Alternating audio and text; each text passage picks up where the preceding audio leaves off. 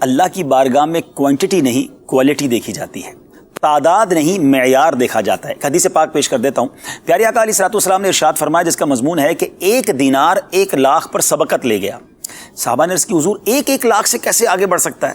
تو نبی پاک علیہ الصلوۃ والسلام نے ارشاد فرمایا کہ کسی کے پاس لاکھوں تھے، اس نے لاکھ خرچ کیے، اور کسی کے پاس 1 ہی دینار تھا، اس نے وہی 1 دینار اللہ کی راہ میں خرچ کر دیا۔ تو اصل چیز یہ تھی کہ آپ کے پاس اگر بال تھوڑا ہے تو یہ نہ دل گھبرائیں کہ تھوڑا صدقہ دوں گا تو میں تو پیچھے رہ جاؤں گا۔ کوانٹٹی نہیں بلکہ کوالٹی دیکھی جاتی ہے۔ جس کے پاس ہیں ہی 100 روپے اور اگر وہ 50 روپے اللہ کی راہ میں خرچ کر رہا ہے تو وہ 50% دے رہا ہے، 2.5% دینے والے سے تو زیادہ ہی ہو گیا نا۔